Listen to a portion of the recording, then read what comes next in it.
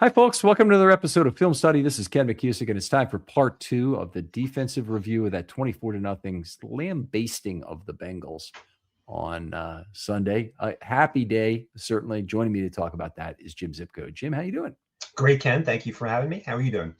Always a pleasure. How do you think I'm doing? After a 24-0 win yesterday, and I spent basically all my time since then studying this defense. It's been a lot of fun.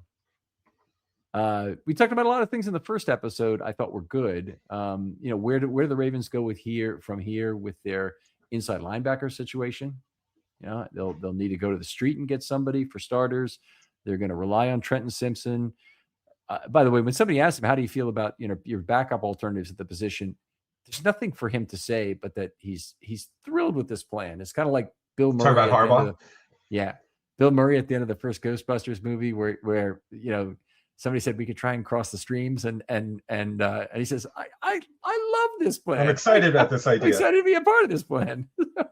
Yeah, it's his job to create that kind of excitement. Oh, we have great players behind him, and we're excited about the players that we have, and we're looking forward to seeing what they can do for us. And, you can write it yourself. Yeah. Steve Bisciotti called it his relentless positivity. And honestly, it's one of his strengths as a coach, as annoying as it sometimes is. I don't know what some fans want in terms of Harbaugh being honest with us at press conferences. First of all, if he could be honest about something, he probably shouldn't be. Mm-hmm. So two things. One, the first one, it should be obvious to everybody. He should never give us any information about injuries. That stuff is private as hell. Just your only answer is no comment. That's the simple way. And Harbaugh, because he's such a nice guy, because he wants people to like him, it's actually a weakness of his that he wants to go and tell people more than he should, at least when it's good news. And then people know when it's bad news, all he does is say nothing. He should go full Belichick on it. He needs to go full Belichick. He needs to go full Belichick. And anybody who's worked in a capacity where you have to be careful about insider trading tips, mm-hmm. knows exactly that. You can't give out information like that. So anyway, that's one thing. The other thing is like bashing a player who's playing for you now, and you need to play a key role. Look, does anybody really think at this point that Daniel Faalele is somebody the Ravens want to have in 2026? Probably not. Maybe there's some people out there who are Ravens fans that are still right player, right price. I could believe it. Bringing back as a backup, maybe it would make some sense. But I'm not excited about the prospect, and I don't think Harbaugh would be either. And I don't think he's, if he had truth serum and he says, well, look, at the most we'd have some limited role for him, and it'd only be willing if he's willing to come back at the vet minimum kind of thing. But the truth of the matter is, there's a bunch of teams that have worse guards in the league and are going to be willing to pay him. But there's no point in Harbaugh saying anything bad about the player. It doesn't help the cause in any way. So what is he? He disillusions the player, like he maybe gets a worse effort out of him because he feels the coach doesn't have his back. Yeah. And in the meantime, like Harbaugh has probably been breaking down game film of offensive line play since he was like 9 years old, right? Like it's not like he doesn't know. He's a football lifer. Yeah. In the most literal sense of the term. Yep, absolutely. So, the Alomar family was thought to be one in baseball that was just filled with people who've been around baseball their whole life, because Sandy Alomar Sr. had been around for a long time, and his kids could actually play, Sandy Alomar Jr. and Roberto, and then they were around baseball their whole lives. So it's just people who like that, they just have a different level of understanding of the game. So you got to. Well, so people feel like they're being lied to, right? Like Harbaugh says to them, no, I mean, we saw some good plays, and obviously there's a couple plays he'd like to have back, but I saw good effort from him. And, of course that's what he's going to say, but people feel lied to. Yeah, stop expecting the truth from somebody who's absolutely incented to do the opposite. There's a bigger effort there. Even if Daniel Faalele was the only problem, and sometimes there's a player who has a piss poor attitude. Tim Williams was this way. Mm-hmm. He's had enough of him, and he lets you know with the saltiness of his comments. Ben Cleveland, I think, in a lot of ways, he's been very salty with his lack of willingness to say positive things. And there's been dozens and dozens of questions over years about why isn't Ben Cleveland in there at right guard? Right. He's had more and more salty things to say. He's gotten saltier about that particular topic.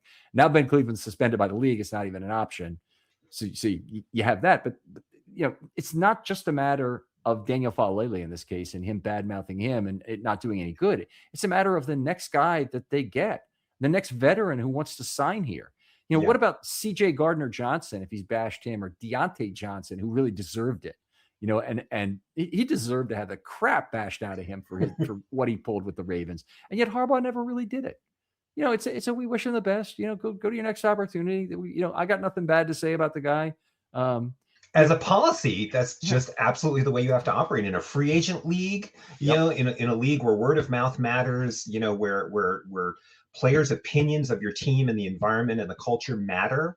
This is exactly what he should be doing. And it's frustrating as a fan to listen to, because you feel like this guy's being glazed and he's playing terribly, but you can't be in the position of routinely throwing guys under the bus in Harbaugh's position. It's just not the way to play it.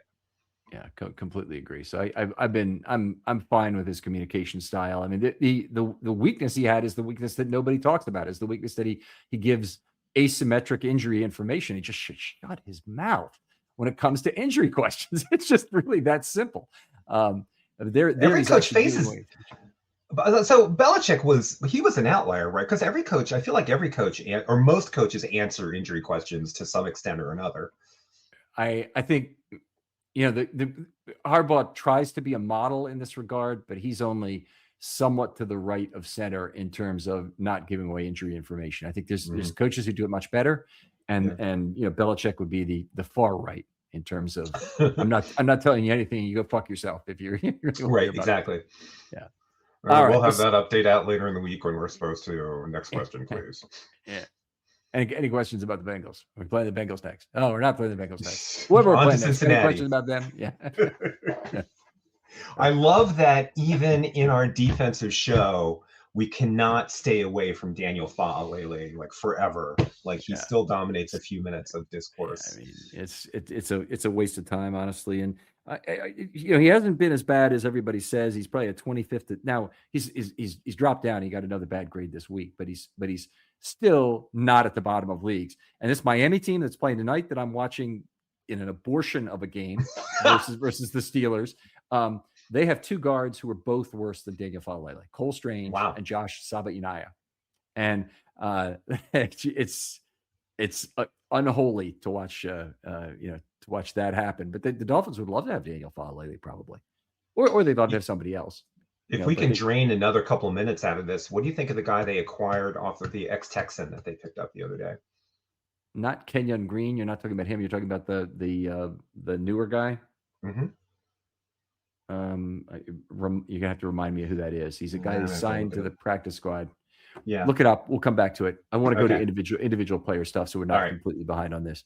So, who'd you like to talk about first? I'd like to talk about Mike Green. So I was hugely positive on the drafting of Mike Green, and I thought that he was going to be a real difference maker for this defense. And so the good side, he leads the team in sacks. The bad side, with only 3.5. So the sack that he got in this game, you called it a motor sack in our pregame. That's kind of like the type of player that he was. That was one of his attributes, that kind of relentless pass rush ability. So it's nice to see him. I don't know. I'm embarrassed that 3.5 leads the team, but it's still my guy. He's leading the team, so I'm going to talk him up. Okay, well, I'm cool with that. I think he's probably now, with the current set out by side linebackers they have, I don't know if they'll continue to activate 5 on a weekly basis, but there's a pretty good chance that he'll get to take more pass rush opportunities with Tavius Robinson on the field for more snaps in total. It's just if whether or not they activated Jabo for any more games, Tavius takes a higher chunk of total snaps and a higher chunk of first down snaps, and that'll allow Green to play more pass rush snaps. I just think it's going to be much closer to optimal in terms of his development if that's what he's working on, instead of it's all about his edge setting, or it's as much about his edge setting as it is about his pass rush. And that's got to drain him in terms of diverting his efforts in multiple ways. But timing up. You're saying that run defense will become a slightly smaller percentage of his responsibilities as Tavius keeps playing. Okay, that makes sense. Yeah, absolutely. So I'll move on. I'll talk about. Well, we got to talk about Travis Jones, who had a fantastic game in this game. He had good pressure all game. He had 3 total events, two pressures and a sack -5. He had 3 tackle contributions. They were all defensive wins. He wasn't getting moved on the point of attack the way some of the other guys were, so I don't have a bunch of negative run notes. By the way, there aren't too many negative run notes, period, for this defense, because we make notes on who blocked whom on each play where the offense gets a 6 or more yards on the play. It's not always a success on the play, but if they get 6 or more yards, then I take notes on how the blocks worked out. And there aren't any notes on Travis Jones like that are bad in this game. And he's it's a great celebration sack for the new contract. And I hope Travis is happy right now with his deal. I mean, it's a really unfortunate circumstance that maybe his agent put him into or whatever, but he wasn't going to apparently be a UFA this offseason. It's the Rashad Bateman circumstance, right? Same circumstance, supposedly.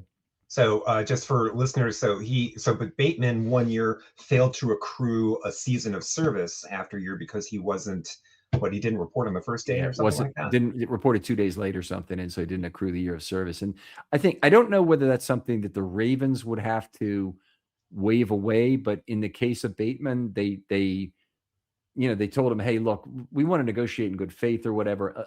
I'm guessing. Yeah. This is my conjecture as to how this played out. We want to negotiate in good faith and whatnot, and we want to give you a contract that you're happy with. But in truth, you're only going to be an RFA this year. So let's try and hammer out a deal that makes sense for both of us. And what it does is it creates a divisible benefit situation where the player probably ends up taking a little bit less money. The Ravens, I think, would have loved to have Travis Jones for 4 years at this price. What is a divisible benefit situation? Okay, so a divisible benefit, it comes up most often in tax situations where there may be deductibility of some component that reduces tax, but oftentimes it also comes up in negotiations or, a good example is in war, it comes up. So if there's a cost to conducting a war for either side, and they can come to an agreement on the expected outcome has some difference also if the war is going to be conducted, then they can come to an agreement on a split of territory if that's the objective in the thing. Could be trade agreements, could be a lot of things in this day and age, but in the Ukraine it's territory, and they can come to an agreement on that because neither side really wants to continue to fight the war, and it's a better deal for them to end it. So but it comes up, so even the side that perceives itself as most likely to win, it is worth it to concede something because there's some part of their expected win because there is a cost of gathering. Yep. I got you. Okay. Yeah. So Travis Jones, he was 1 year further away from free agency than maybe he expected because he failed to garner a year of service, and so that gave the Ravens kind of an edge in negotiations, and so that's the divisible benefit. It was worth it to them to give something, right? Because the other choice in this would have been Travis Jones could have been signed for about $5.5 million, something like that, to a second round tender, which would have made him toxic, I think, to any other team. Maybe I'm wrong. Maybe there's some team willing to trade a second round because he's certainly that sort of talent that they would have traded a second round pick and still signed Jones to a big contract. But that would have been hanging over any negotiations with any other team. Is we're not going to trade a second round pick and sign him to a huge contract because teams don't want to do that. But Travis Jones is a great player. And I'm so thoroughly happy he's a Raven. My next jersey will be a Travis Jones jersey, and I feel kind of stupid doing it because he wears the same number as Brandon Williams, so I already have a jersey of. Another great player. Yeah, but anyway, he'll be certainly one of my favorites, I'm sure, as long as he's here. And great deal, I think, honestly for both sides. And Travis Jones has nobody but his agent probably to blame for the way this rolled out. I think that's that extension is a huge win for the Ravens. Huge win. Huge, enormous. Yeah. But they went into the negotiations of this saying, okay, well, your next year is going to be at $5.5 million or whatever it is for the second round tender. And then those next 2 years, we might say would be $20 million. So that'd be 45. We're going to discount it, but we're going to give you all your money now. So instead, you don't have the injury risk next year, blah, blah, blah, blah, blah. So we'll give you $40 million instead of 45. And that's where, but we'll give it to you now. So time value of money is in your favor. Yeah. Okay. I'm just thinking if you look at Eric DeCosta's to-do items going into the next offseason, that was huge. That was number one. Yeah. And he took care of it now. So that's great. And Linderbaum has played a little bit better in recent weeks. And I haven't been as positive on his pass blocking as PFF has, but he's definitely improved as a pass blocker, no doubt about it. In the last 6 to 8 weeks, I'm up to a point. I mean, you got to take every new data point as it comes in. I'm up to a point where I'd pay him 17 to 17.5 million per year at this point, really, which is still short of the Humphrey amount, but it's a lot higher than where I was. And so I think if the Ravens want to make an investment in their line, I'd be okay doing it at this point. But I still wouldn't let him reset the market. I don't think that's appropriate, given where he stands among the centers in terms of pass blocking as a whole. But he's improved these last 6 or 7 weeks or so, which has been good.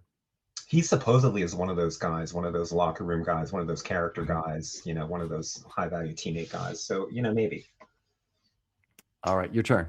Marlon Humphrey, who is not what he was and is not a shutdown corner anymore, but he plays with physicality. He plays through injuries. He makes plays. You highlighted in the first half the play in the end zone where he undercut the receiver and forced a high throw. Obviously, the interception. He's just he's there. And he shows up for the Ravens. He's one of the most high effort players, I think, on the defense. He's a talker, right? And he's got his podcast and he's got, personality, and he rubs a lot of Ravens fans the wrong way. But I think you'd be hard pressed to find a more competitive Raven who shows up week after week than Marlo. I mean, that's where I am. And I think the only thing I'd say about it is that I think it's probably time for him to move to safety. He's given up 9 yards a target this year. So that for starters is not good. I think it's time to move to safety. I think but the Ravens will probably approach him about it this offseason. The time seems right because they've got a $7.3 million savings for cutting him. I think you probably, whereas in most years, I'd say there's no way you can get somebody as good as Marlon Humphrey at corner for $7.3 million. I think you talk to Marlon Humphrey this year because you can get somebody better for $7.3 million. And, they just had a great bargain on Awuzie. So I'm not saying they can replicate that every year. Or Ronald Darby for the 1 year they had him was very good. He was great. Yeah, but I do think they can get somebody better than Marlon Humphrey for $7.3 million. So if he's gonna continue, it probably won't be on exactly that number. It'll be a slight reduction in pay for this next season, and it'd probably be maybe a 2-year deal, maybe a 3-year deal, where he's moving to safety as part of this. And I think it makes a lot of sense. I think with Gilman probably departing, I think Humphrey might be both the better and approximately the same cost choice. So I think it would be a good thing. And I think for Marlon, assures his place in the Ravens Ring of Honor. Yep. With certainly with one more deal. I think probably he's already there now, but he's awfully close. Ronnie Stanley certainly assured his place with this last contract with the Ravens. One thing I want to say about Humphrey's yards per target against figures is that I think that there's I remember noticing in their game against the Chiefs way back earlier this season that I thought that I saw on consecutive plays, Marlon almost running with Xavier Worthy. And on the next play, Marlo almost covering Travis Kelce. Now, both those plays, the receiver caught the ball and made a big gain. So I'm talking about two players where Marlon got beat bad, right? Or got beat rather. So statistically, those are terrible, but it's rare to have a player, and obviously he was healthier earlier in the season than he is now, but it's rare to have a player who can almost run with Xavier Worthy and is almost physical enough to match up with Travis Kelce. I feel like his high yards per target against on the season is a little bit a feature of overuse. The Ravens kind of deploying him in matchups where they didn't have anybody else necessarily. So I'm taking it with a little bit of a grain of salt, I guess I'm saying. I mean, I think if I had to point to something, the thing I would say is the legitimate thing is the injuries. Yeah. So if that has really reduced his play, which I'm not 100% sure it's not just some natural element of natural decline underlies everything we've got here. Yeah. But if it was mostly injuries, then, and I could believe it was transient, I'd be very positive on his move to safety. I can't be I can't be positive anymore about his staying at corner. I can't do it. Yeah. I did have a good game, by the way, against the Steelers in terms of what he did. And this is strange, but Maureen comes to me every day and she manages like social media for the podcast now. And so she's out there posting on things on Instagram and something like not TikTok. What's the other one? TikTok. Instagram and YouTube she uses for YouTube, videos now. So she's putting these short videos that I'm doing out there.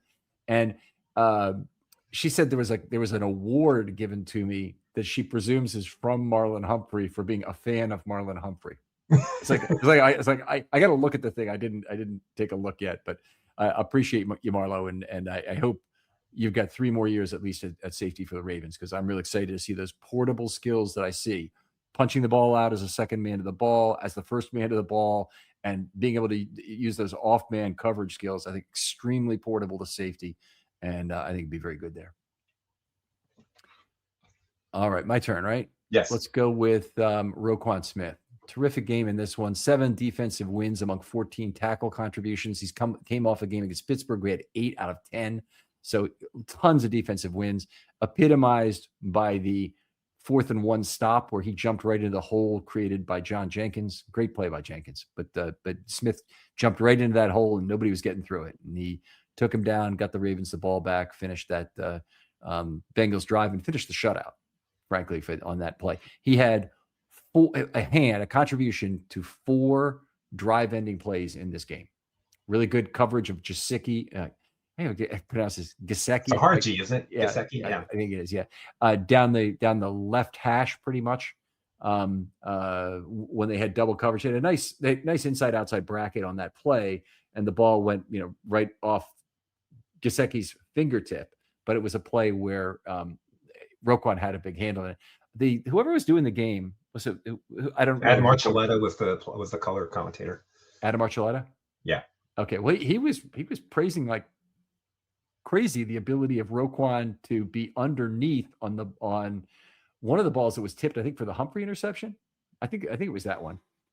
And it seemed almost overpraised in that case, but I trust him on this. He said, really good positioning there from Roquan. He took the window away from him. The ball, came in somewhat high and outside, and Smith got a hand on the ball, and then it got picked off by Humphrey. I wonder if Archuleta Archuleta played safety for many, many years. Yeah. So he knows what he's looking at in terms of coverage, but he also, maybe he was overpraising on that play to kind of make up for, Roquan's having a great game, and I haven't spoken his name enough up till now. Maybe.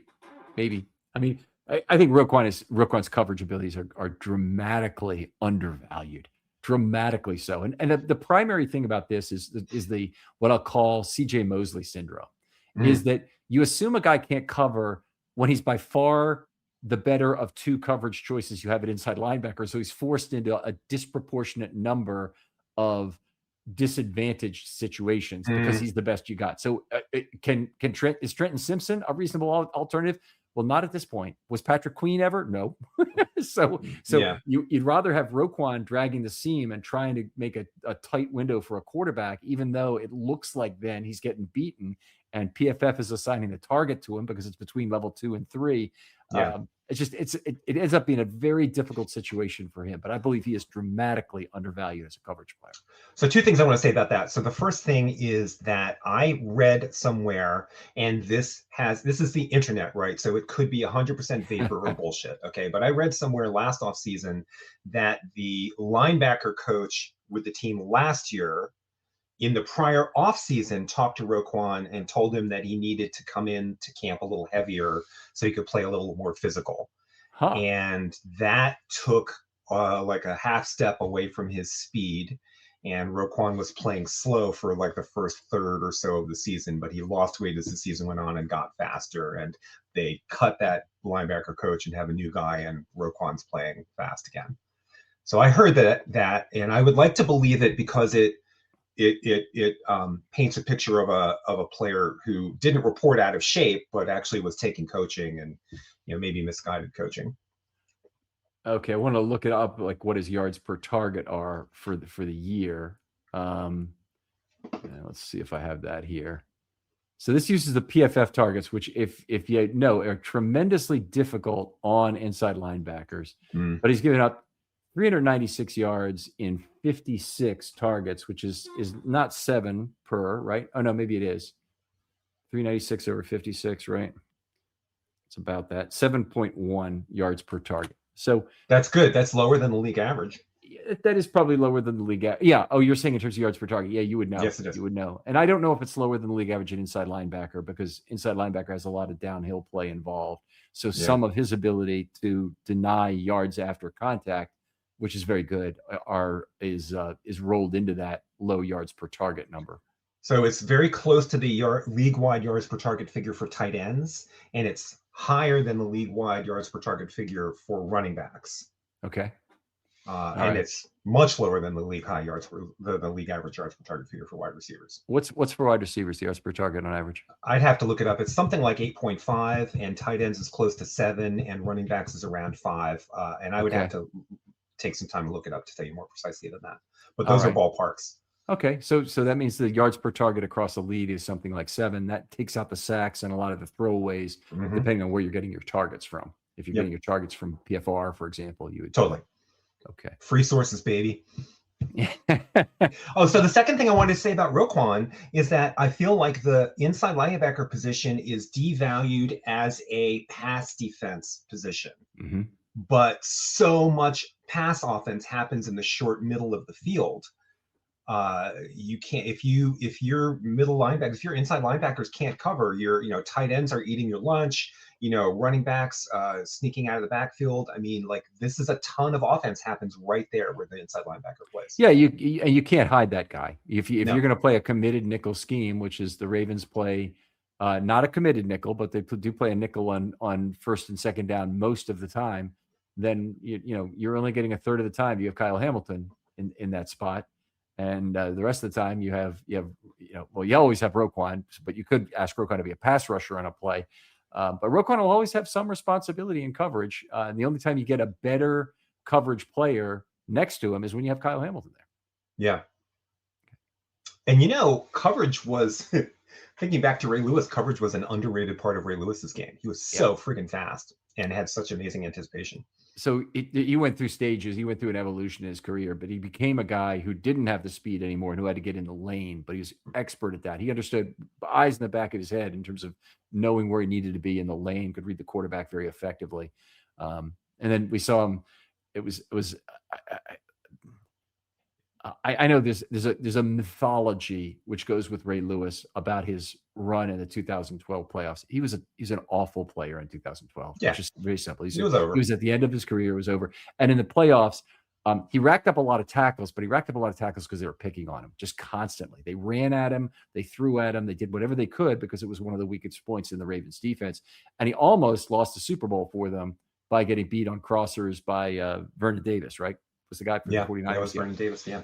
Yeah. So it's something that I look at the end of Ray Lewis there, and the thing I'll remember are the 3 plays on 2nd and 5, 3rd and 5, 4th and 5 that they got the stop near the goal line on the 49ers. He had a key element in all 3 of those plays that was more related to his intellect on the field than anything else. He didn't get fooled by a complete clear out play. He knew to get back into a spot where the clear out was wet and take a pass away that could have gone to Frank Gore.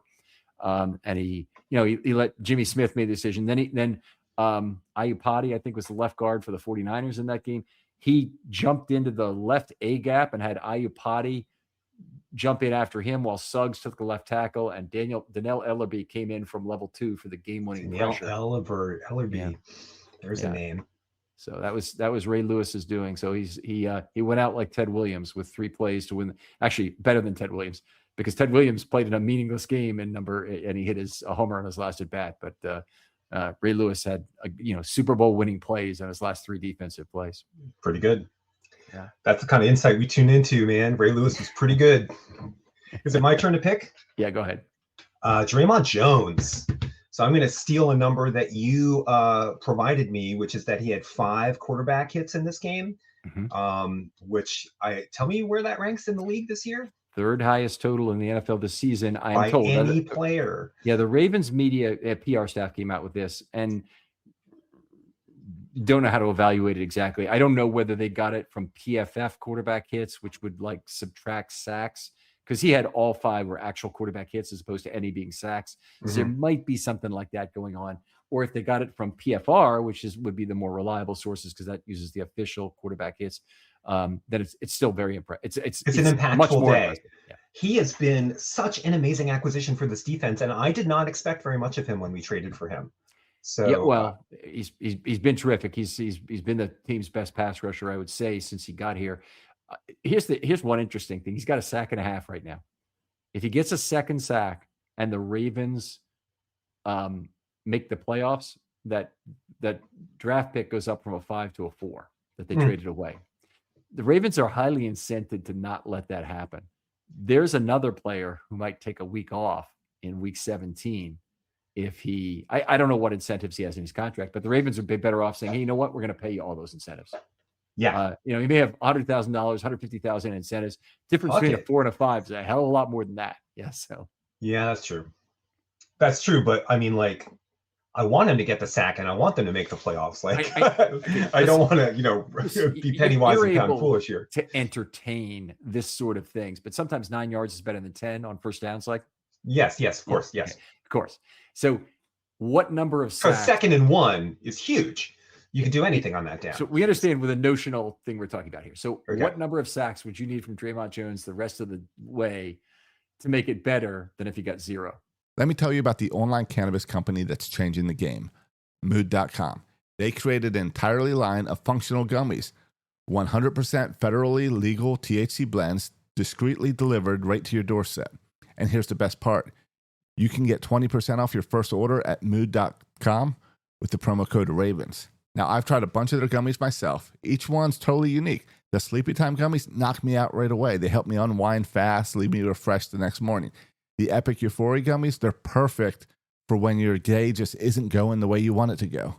What makes Mood special is how they pair the THC with natural herbs and adaptogens. You won't find blends like this at any local shop.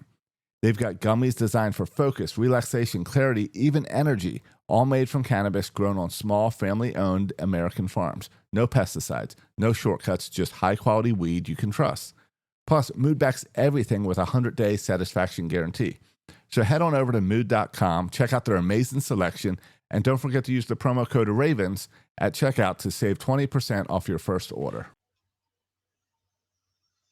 Rest of the way includes the Super Bowl? No, regular season only, because that's where the bonus is based on. I would say 3 or 4. Okay, 2.5 I'll take. All right. So even that, I mean, that's in 3 games. It seems unlikely. And, as soon as he gets that half sack to get the 2 exactly, it's not going to feel good in terms of some things. But anyway, it's actually pretty minor in terms of the general things. But the difference between a 4th and a 5 is more than another 5th round pick. So think about it in terms of that, in terms of what. Yeah, no, I know that you're right in terms of draft value, but I also feel like this team, if everything comes together, this team could actually make a postseason run. Oh, sure. And part of that is Draymond Jones like being unleashed to be a beast. And so I would be willing to suffer some opportunity cost in terms of a draft pick, a 4th rounder. I mean, come on, if it might, play a part in unlocking some higher level of play from this defense. I mean, you said a lot of words there, but yes. It has to actually do that. It has to actually be of that value. And I'm not sure why Draymond Jones saving all of his sacks for the postseason, for lack of a better word. For lack of a better word is being less effective during the rest of the regular season and then tremendously effective in the postseason. Becoming more comfortable in the defense, Tavius Robinson making a positive impact, like understanding the scheme that's much better, chemistry with his teammates. To the extent that you could sit Draymond Jones in a meaningless Week 17 game were that to occur, would you? Yeah. No. I think so he needs 1 more sack? 1/2. A half sack? Yeah, he could get that on Sunday against the Patriots, and it doesn't mean it's possible, and then he could not get it. And then the question is, do you sit him in a meaningless Week 17 game, have him go to Pittsburgh still a half sack short when you're definitely going to play him, and have that be the thing. And then if you win the game, by the way, if you win the Pittsburgh game because he gets the sack, you're not going to feel bad about it no matter what. No, because that puts you in the playoffs. You're going to feel stupid about it only if you make the playoffs. Draymond's efforts were not needed, and you got the sack in a meaningless component of the schedule. either up 20 points on the Steelers in the final week of the season, or they get it in week 17 when the game didn't matter. Either one would be bad. All right. You don't seem. I think that there's a difference between what the general manager might like to have happen and what the coach needs to do in his interactions with the player. And I don't think that I think that the coach needs the player being as ferocious and as energetic as he can be, and he doesn't need the player thinking that he's going to bench him for contract incentives. You know what I mean? Like I feel like that there's a relationship thing there. So let's be clear. This is not a contract incentive. This is a third-party payer system where you have the morale hazard of that third party not really being a party to the transaction. Sure. So how this is it goes beyond stupid, but if he had incentives that need to be paid, well, the Ravens need to just go ahead and pay him whatever incentives he might lose from not playing the game, and then he's made whole. No problem. Yeah, but you're talking about what the other team gets in the trade. What the other team gets, sure. So they're the third party that is not part. You know, I see the logic, but I am resistant to it just because it seems, I don't know. It seems there's an ethos of the game, right? Like you play to win the game. I don't know. I'm gonna have trouble going down this path with you. I think Voss would say in a second you don't do it. Voss is a hardliner in terms of a lot of things. He is a hardliner. One thing he says is when we were talking about that inside linebacker discussion just a couple minutes ago, Voss was totally front of mind for me. And yeah, that's okay. We'll piss him off a little bit. The other thing is Voss really believes in not voting for your guys for the Pro Bowl. Now, what? That's really extreme. Well, because they'll often get contractual incentives or escalators, worse, because they get Pro Bowl voting. So it hurts your contract. It hurts your salary cap. Yeah, it hurts your salary cap directly. So I say don't vote for anybody who doesn't deserve it. That's where I draw the line. I'm never going to vote for Patrick Queen for Pro Bowl because I never really thought he deserved it.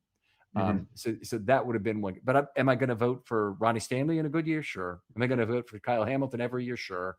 Tyler Linderbaum when he deserved it, no problem. But in terms of voting for a player who really doesn't deserve it, I'm actually upset with people who suggest or just put up Pro Bowl votes for every single player they can. Every Raven, yeah. Because it diminishes the value of the award. Is it my turn to pick a player? Well, I think we need to move. Well, you want one more? Go ahead. We need to move on to the mailbag pretty quickly. No, let's go ahead and move on to the mailbag. Okay. We have a packed mailbag tonight, so we got 5 to get through. So let's talk a little bit. The first is Dr. Syed, he's contributed a lot of questions lately. We appreciate you, Doctor. Hi, Ken. Great win featuring overall intensity that will be needed to propel us to the season's end. I agree. It seems like Zach Orr made some key adjustments throughout the game, one of them being pulling Hamilton back a little bit from the line of scrimmage. I'm assuming this was at least in part due to the return of Tavius Robinson, but it also seemed to me watching the game like Orr was making a willful decision to dial Hamilton back a little bit. Is this borne out in your film review? Great win. Looking forward to your analysis. Okay, first of all, thanks for all that. I think you're pretty much spot on. What you're seeing, I believe, is package and pass rush related usage of Hamilton. So Hamilton played about a third of his snaps in this game in the dime. So when he's in the dime, he's at weak side linebacker. He's not at slot corner anymore, being that great horizontal defender. He's still a great horizontal defender, but being the horizontal defender totally takes away the strong side of the football field the way it can be. And he's also used, I think it was only 3 or 4 times as a pass rush, might have been 3 times as a pass rusher in this game, which is less than usual, and also is reflected by the fact that the Ravens didn't use a lot of blitzes and they didn't use a lot of 5th, 6th, or 7th. Well, they only used twice. They rushed 5 the whole game. So, they used some zone blitzes where they got Hamilton in there, but they really didn't use him. So I think your observation is correct, and I think that we may see more of this over the next few weeks. I still believe Hamilton is the ace of trumps you need to move around. And by the way, somebody else called him the ace of spades on TV, one of the announcers, and I'm wondering if they're reading my stuff. But they're playing a less sophisticated game. They're not playing bridge. They're playing spades. So making the same reference, but they're playing the kids version. I think that what Dr. Syed is referring to is describing is kind of a side effect of the game plan that you talked about in the first episode of, 4 pass rushers playing, really sound coverage behind it, mixing coverages, deceptive coverages, that kind of thing. So if we're rushing 4 and getting there, then yeah, I agree that Hamilton will play back more often. All right, let's go to the second question from Spencer Peterson. From an analytics point of view, would you think about the merits of trade-offs of going for 2 with a 23-point lead? So the Ravens were up by 23, could have made it 24, could have gone for 2 and gone for 25 in this game. He says 3 TDs plus 2-point conversions is 24, but 25 is up 4 scores. The game was effectively put away when the Ravens went up 24-0. But asking more generally, so this is one of these things. Maureen and I get in this discussion every once in a while. We'll get a discussion where she'll say something that's like what one of my coworkers would say is a trivial subset of the possible outcomes. Okay, it's basically saying that I don't like TV or something. The place we remember this from is from Pulp Fiction, where he's talking about the Ving Rhames' wife having been on a pilot. And the guy's like, what, a pilot? One of the shows to see if they're going to have a TV show. A pilot episode of a TV show. And you understand what it means. And he goes, I don't watch TV. And he goes, yes, but you are aware of an invention called television. And so sometimes she says this, and I have to respond with, yes, but you are aware of an invention called television. And this is one of these cases where he's not talking about this game necessarily. He's talking about in general. Spencer, one of the problems I have with this is that the charts don't typically go up that high. So one thing I wanted to look for was, what does the chart actually say is the break-even probability in a 23-point game? And I found they only go up to about 15 points typically. I didn't know that, but I was actually surprised to see it. But it does kind of make sense. You got less to gain or lose from a 2-point strategy decision when you're up 23 or 24 or 25 points. Yeah, that's the problem to have. Let's get up 23 points so we can worry about it like that. Yeah, I mean, like it's not. I feel like the delta is so small at that point. Like your win probability is pretty high up 23, and it's pretty high up 25, and I don't know that the difference is going to be noticeable. Yeah.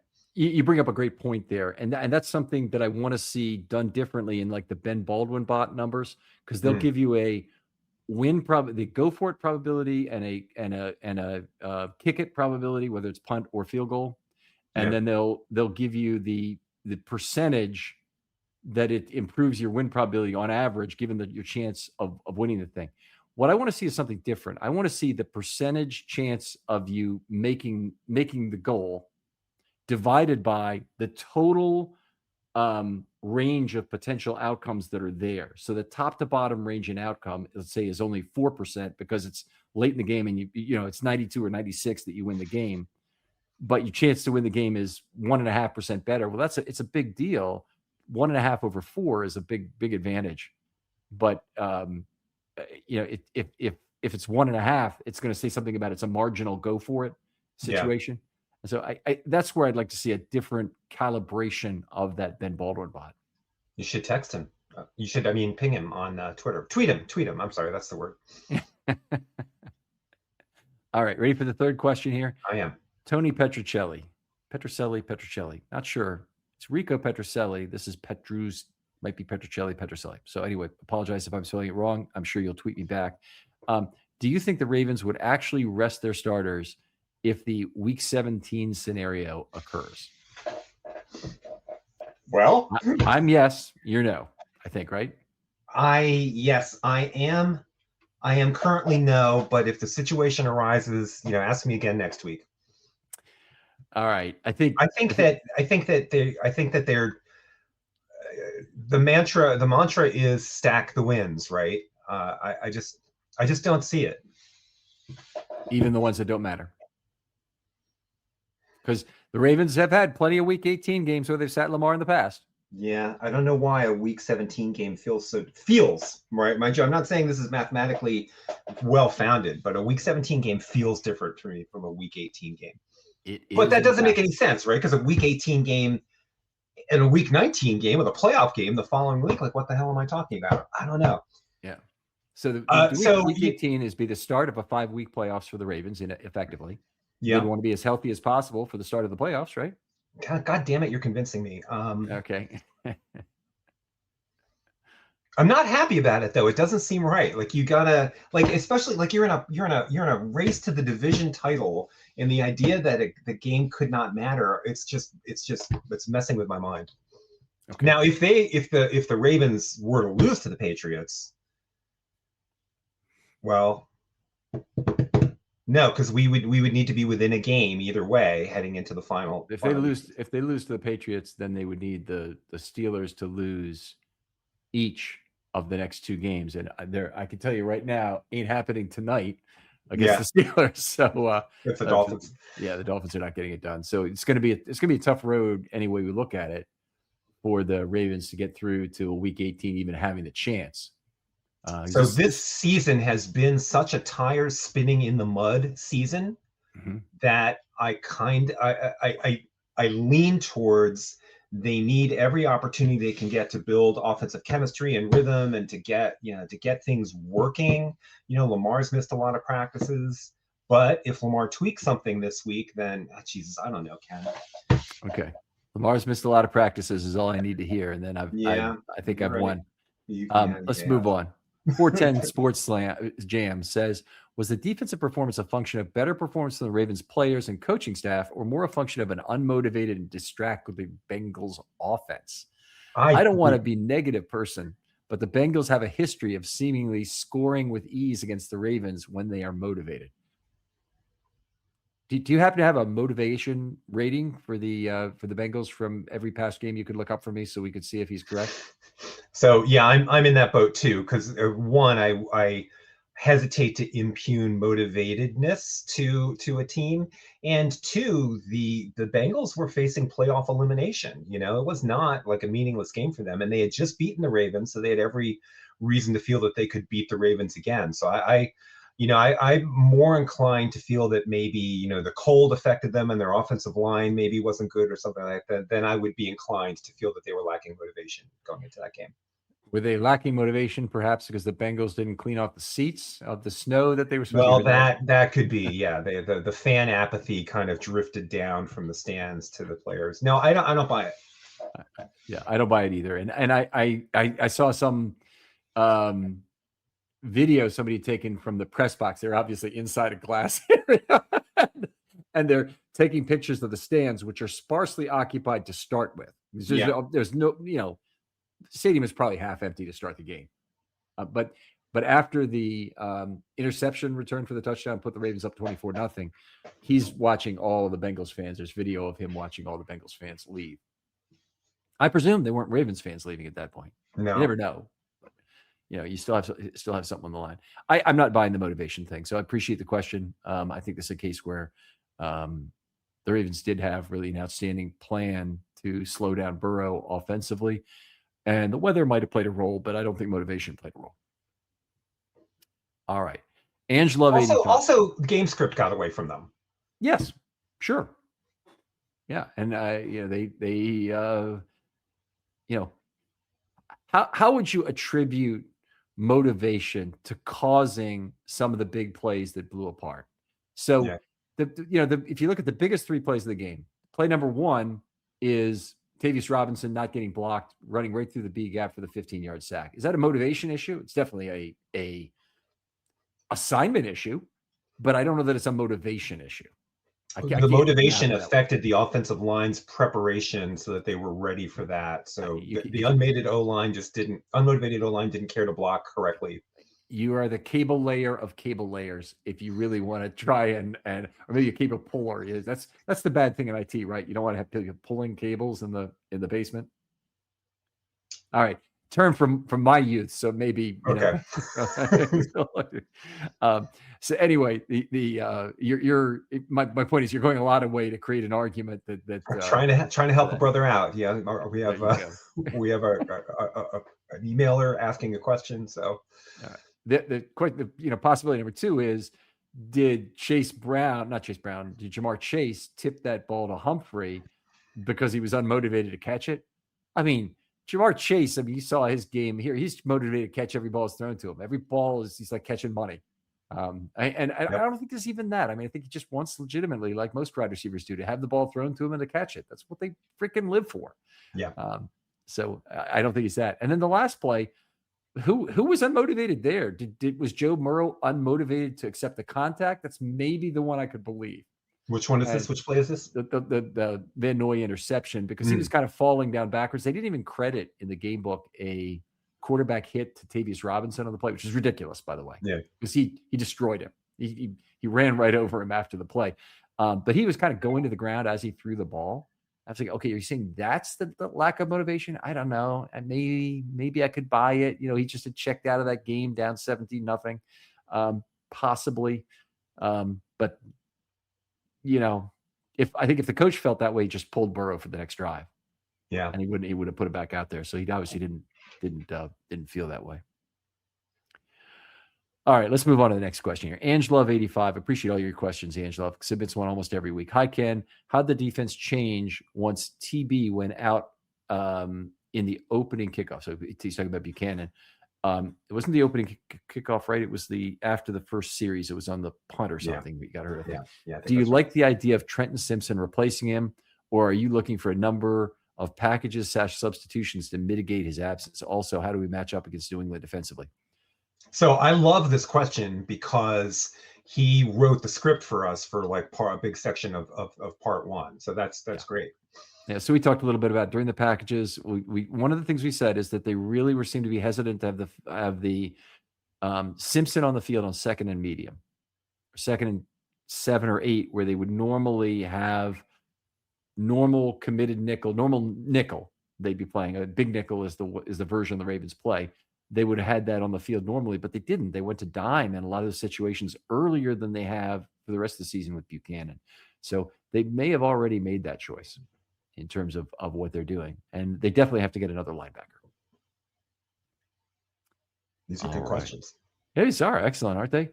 All right. By the way, use hashtag Filmstudy mailbag if you want to get your question on the show. If you don't mind whether I do it on a short or the show, I'll do it. I might do it on either. But if you have specifically, if you want it on the show for me to talk it over with somebody specific, and a lot of people want like roster decisions talk between me and Voss. But if you want it on the offensive show, the defensive show, or an individual pod, I'm happy to do it on any of those if you specify for me.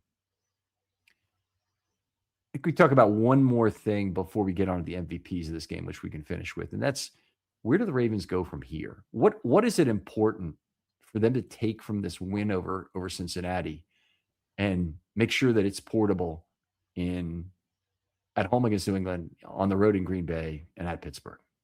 Can I have an offense answer and a defense answer?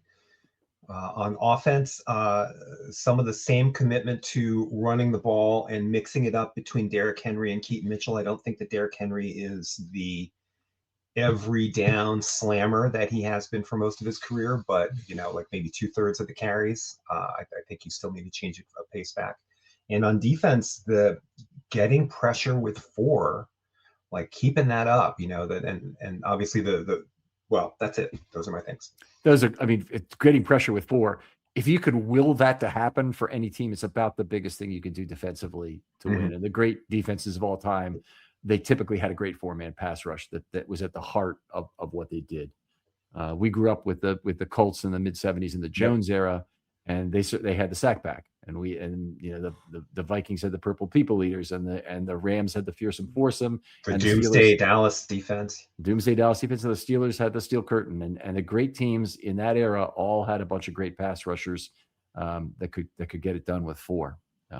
Well, so I don't anticipate that kind of production, but even average, amount of pressure from the 4, I think would be a step up from what they've had for most of the year. Oh, sure. Yeah, it would definitely be. And what they did in this game was imperfect, as we talked about from a pressure perspective. But I think they're going to be facing some quarterbacks who are going to understand how to pick apart a defense that relies too heavily on scheme. They're certainly facing some better quarterbacks. May and Love are both a little bit younger than some of the really experienced quarterbacks like Rodgers or Josh Allen that they might face in the playoffs. But I think it's definitely a consideration is trying to figure out where is the optimal rush point. And boy, it seems to be working pretty well with 4 right now. Yeah. You can't do the same thing every down because they'll kill you, but like predominantly 4, or maybe even deceptively 4, like which 4 are coming, like either way. Yeah, I completely agree with that, by the way. And if the zone blitzes that the Ravens had been quite effective. Sometimes you end up with a player in level 2 who can't help you that much, like Travis Jones drops to the middle, and come on, Michael Pierce had the great interception of all time. Those players are great in space. All right. So the Ravens, they open -2.5 versus the Patriots on Sunday night. Seem optimistic? Reasonable? No, I think that it's a lot of baked in credit for who the Ravens have been in previous years and who the Patriots have been in recent years and what the Patriots' strength of schedule look like, but it's certainly not reasonable from like a DVOA standpoint. Yeah, how good are the Patriots at DVOA? I haven't been looking at it this year. I think they're the number 1 or number 2 team. Yeah, maybe not. Maybe they've. You know what? I think that's not right. Let me look them up.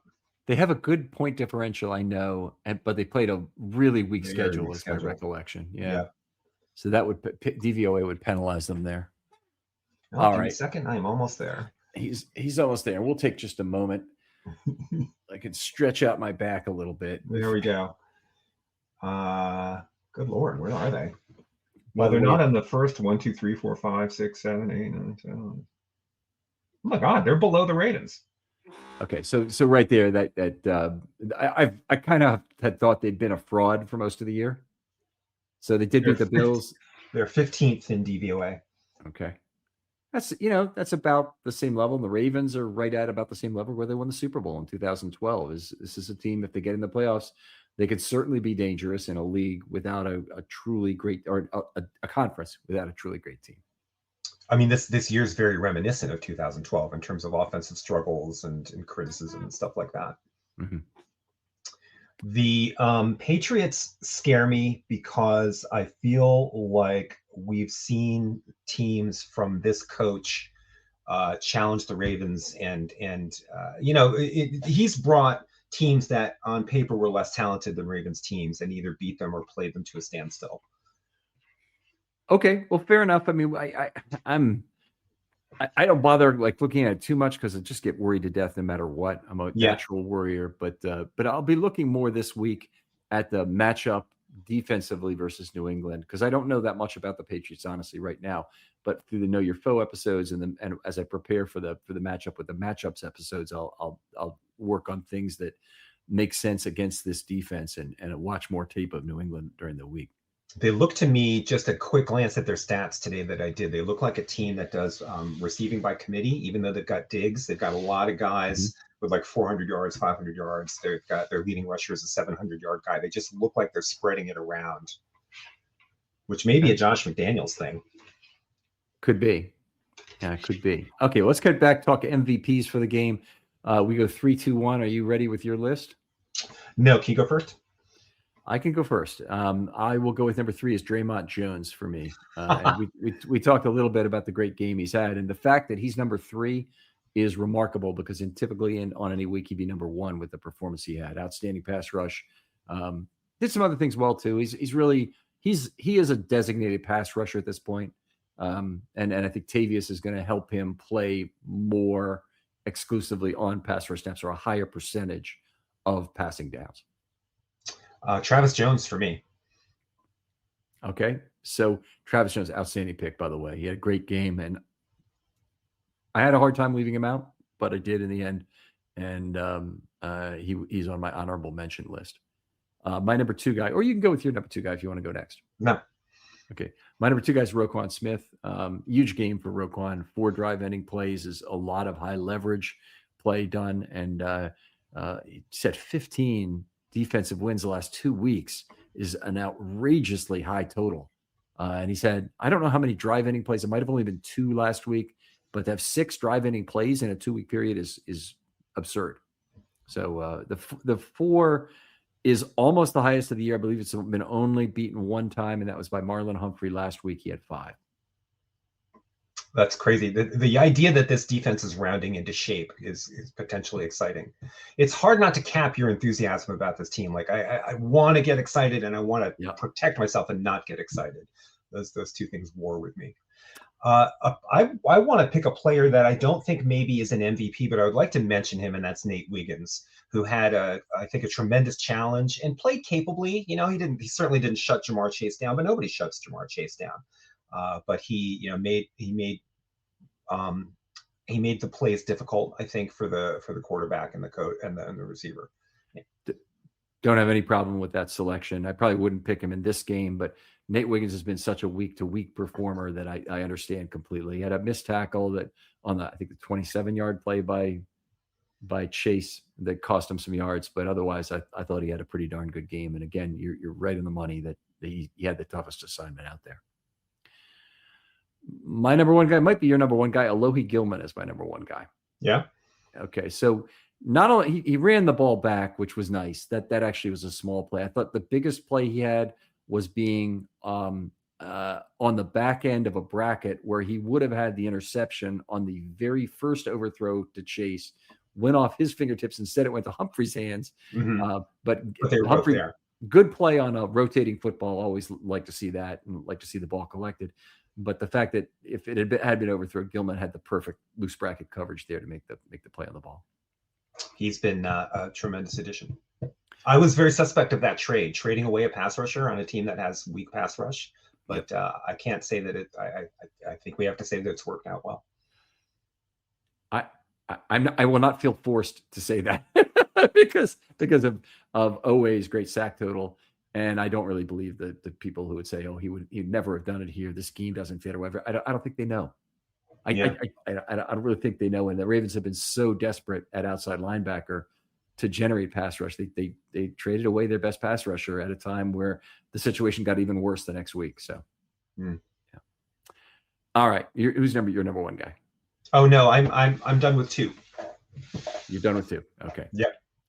All right. Very good. Jim, always great talking football with you. Tell folks Ken, about it's a pleasure for me. I always love participating here. Tell people about your love of Maryland basketball, what you'd like to talk about online. I have a sports-focused Substack called Zip Drive and Dish, which features write-ups of the Ravens' performance in the passing game every week after game, and has write-ups of Maryland basketball games. All right, outstanding stuff. If you want to talk Terps basketball, make sure you get Jim's zip code in there in your conversations. You'll get a lot of value and additional thought on Terps basketball and a lot of other topics, but certainly at least the Ravens and Terps basketball. Other folks out there, thanks so much for listening as always. If you could do one favor for the show, please tell that next person about it. We're always looking for word of mouth.